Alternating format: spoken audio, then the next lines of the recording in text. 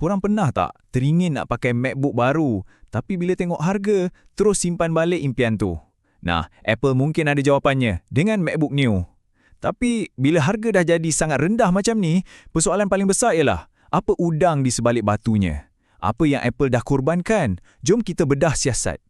Okey, harganya cuma $599. Biar saya ulang, $599. Korang kena ingat nombor ni. Inilah tarikan utama laptop baru ni. Dan sejujurnya, ini harga paling rendah yang Apple pernah tawarkan untuk sebuah MacBook baru. Dan inilah dia, MacBook Neo. Tengoklah rupa dia. Nampak premium, pegang pun rasa premium. Badan aluminium penuh, warna pun cantik-cantik. Persoalan dia, macam mana Apple boleh hasilkan laptop secantik ni dengan harga macam tu? Mesti ada magic kan?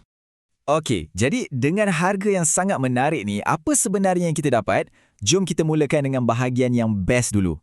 Cuba tengok spesifikasi utama dia ni. Chassis aluminium penuh, bukan plastik tau. Skrin dia pula Liquid Retina 13 inci. Bateri boleh tahan sampai 16 jam. Kamera FaceTime pun dah 1080p. Dan yang paling penting, kita dapat pengalaman penuh macOS Tahoe. Bunyinya macam MacBook betul kan? Langsung tak nampak macam laptop bajet. Jadi, macam mana je orang boleh buat? Rahsianya ada kat dalam chip A18 Pro. Ya, korang tak salah dengar. Ini chip yang asalnya dari iPhone. Inilah dia punya game changer yang buatkan harganya boleh turun mendadak. Tapi jangan risau, untuk kerja-kerja harian, chip ni memang laju. Malah, Apple sendiri mendakwa yang kalau setakat nak layari web, prestasi dia 50% lebih pampas berbanding PC Intel yang paling laku sekarang. Jadi jelaslah kan, untuk sasaran pengguna dia, chip ni memang lebih dari cukup. Dan ini yang paling penting, kualiti binaan. Apple tak main-main kat sini, korang pegang memang rasa solid, rasa premium. Bukan macam laptop bajet lain yang rasa macam plastik murah kan? Tapi, kita kembali kepada persoalan asal. Dengan harga $599 tu, mesti ada yang kena potong kan?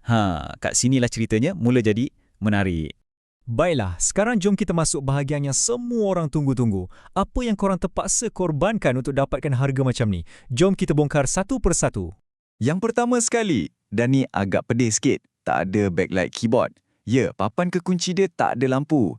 Cuba bayangkan pelajar yang selalu buat kerja dalam gelap, kat perpustakaan ke atau kat bilik asrama, ini memang satu kekurangan yang sangat ketara. Seterusnya, kita tengok bug port. MacBook Neo ni cuma ada satu je port USB 3 yang laju dan satu lagi port USB 2 yang sangatlah perahan. Kalau nak banding dengan M5 MacBook Air yang ada dua port Thunderbolt 4, jauh beza. Kiranya lupakan je lah angan-angan nak guna pemacu luaran laju-laju atau sambung banyak monitor dengan senang. Dan ini membawa kita kepada satu soalan yang menarik dari seorang pengguna Reddit. Dia tanya, ada sebab teknikal ke kenapa jadi macam ni? Soalan yang sangat bernas kan? Jawapannya, ya, memang ada. Ingat tak chip A18 Pro yang kita sebut tadi? Chip tu kan asalnya untuk iPhone. Jadi dia memang tak direka untuk sokong Thunderbolt atau banyak port berkelajuan tinggi serentak. Jadi masalah port ni sebenarnya berpunca daripada pilihan chip tu sendiri. Ada lagi. Bukan setakat tu je, dengar ni. Tak ada MagSafe, tak ada True Tone kat skrin, kamera pun tak ada center stage. Pad jejak dia jenis biasa je, yang mechanical, bukan haptic. Dan yang paling tak best, Touch ID hanya ada untuk model yang lagi mahal, yang harga $699 tu. Dan ada satu lagi benda yang penting, 8GB. Korang kena faham, 8GB RAM ni dah tetap, tak boleh dinaik taraf. Untuk setakat melayari web atau buat dokumen, memang cukup lah. Tapi kalau korang jenis yang suka buka berpuluh-puluh tab serentak atau buat kerja-kerja kreatif, memang korang akan rasa terseksa nanti. Okey.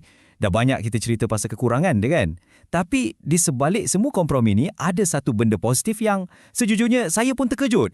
Rupa-rupanya, MacBook Neo ni sebenarnya adalah Mac yang paling hijau, paling rendah karbon pernah Apple buat.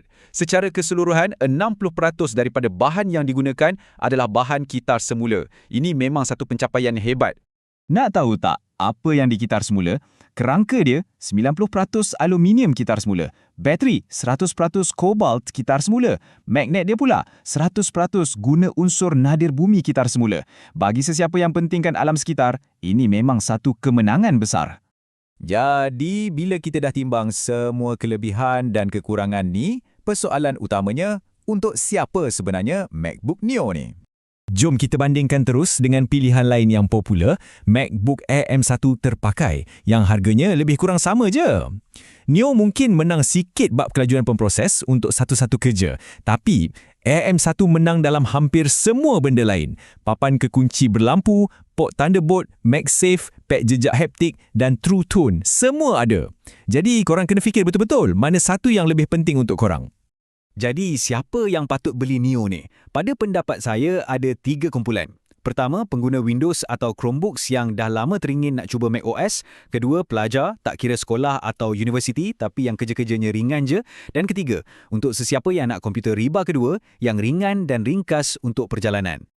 Senang cerita, laptop ni untuk orang yang lebih pentingkan pengalaman guna macOS dan tak kisah sangat pasal ciri-ciri peringkat profesional yang lain.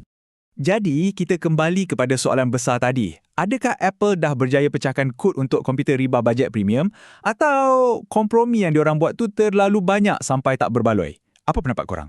Tepuk dada, tanya selera.